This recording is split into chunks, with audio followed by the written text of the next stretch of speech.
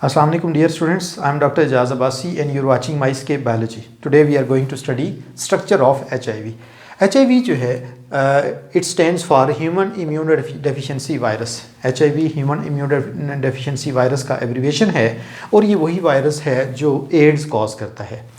HIV जो है ये बेसिकली रिट्रोवायरसेस की फैमिली से जो बिलोंग करता है। और अगर हम इसके स्ट्रक्चर के हवाले से बात करें तो HIV का जो स्ट्रक्चर है इसमें सबसे बाहर की तरफ जो कवरिंग मौजूद है जो कि ये ब्लैक लाइन की फॉर्म में आपको नज़र आ रही है, दिस इज़ कॉल्ड इन्वेलप। ये इन्वेलप जो है ये लिपिड बाइलेयर से बनी हुई है और ये होस्ट सेल की प्लाज्मा मेम्ब्रेन से डिराइव होती है। जब किसी सेल के ऊपर जो है वो HIV अटैक करता है और उससे जो नए वायरसेस रिलीज़ होते हैं तो उस रिलीज़ के टाइम पे जो सेल की मेम्ब्रेन है वो मेम्ब्रेन इस जो है वो इन न्यू वायरसेस के अराउंड रैप हो जाती है और उसे हम इन्वेलप कहते हैं। ये जो इन्वेलप है इसके साथ आपको जो है वो जो सेकंड लेयर है वो नज़र आ रही है रेड कलर से, that is called matrix protein. यहाँ पे आउटर जो सरफेस है इस आउटर सरफेस के ऊपर बहुत सारी ये स्पाइक्स जो है वो नज़र आ रही हैं। ये बेसिकली जो है वो एक क्रॉस सेक्शन है जो कि हमने यहाँ पे ड्रॉ किया हुआ है।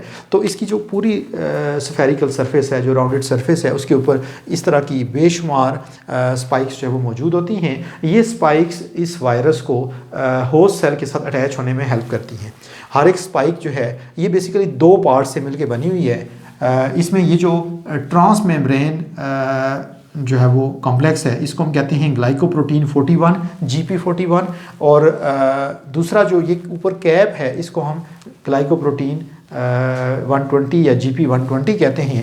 ये जो GP120 है ये अटैचमेंट के लिए रिस्पॉन्सिबल है जो रिसेप्टर साइट होती है होस्ट सेल की सरफेस के ऊपर उसके साथ, जबकि ये जो ट्रांस मेम्ब्रेन है ये इस HIV वायरस की होस्ट सेल के साथ फ्यूजन के लिए रिस्पॉन्सिबल है।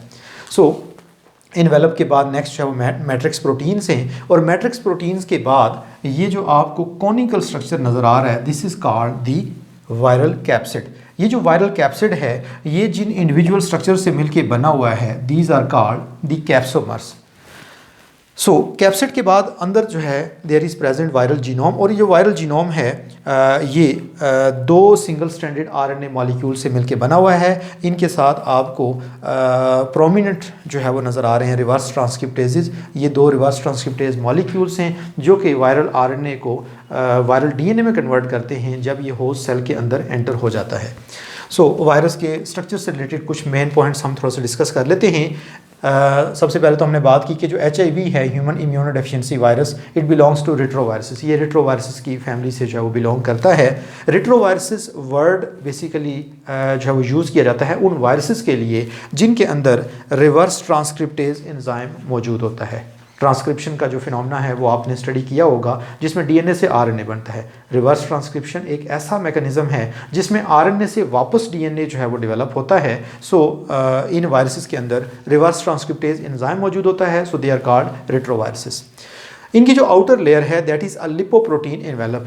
ये जो है वो एक लिपोप्रोटीन एनवेलप है। ये जो बिल्कुल ब्लैक से आपको बाहर जो है वो नज़र आ रही है तो ये जो लिपोप्रोटीन एनवेलप है ये होस्ट सेल की प्लाज्मा मेम्ब्रेन से डिराइव होती है। जब न्यू वायरसेस किसी सेल से जो है वो डेवलप होने के बाद रिलीज़ होते हैं तो उनके अराउंड प्लाज्मा मेम्ब्रेन का कुछ पार्ट रैप हो जाता है, उसे हम कैप्सिड उसको हम जो है वो एनवेलप कहते हैं।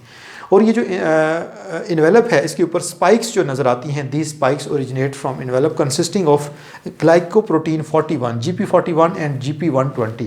और जैसे हमने ऑलरेडी भी बात की थी कि जो GP120 है ये अटैचमेंट के लिए रिस्पॉन्सिबल है जो होस्ट सेल की सरफेस के ऊपर जो है वो प्लाज्मा मेम्ब्रेन के ऊपर रिसेप्टर साइट होती है उसके साथ। जैसे जो HIV वायरस है जो एड्स कॉज करता है तो ये जब हमारे T लिम्फोसाइट्स के साथ अटैच होता है तो T लिम्फोसाइट्स की मेम्ब्रेन के ऊपर जो सेल मेम्ब्रेन है उसके ऊपर CD4 रिसेप्टर साइट्स होती हैं। तो ये GP120 उन CD4 रिसेप्टर साइट के साथ जो बाइंड करता है, जबकि जो GP41 है ये इस वायरस की होस्ट सेल के साथ जो फ्यूजन होती है उस फ्यूजन के लिए रिस्पॉन्सिबल है।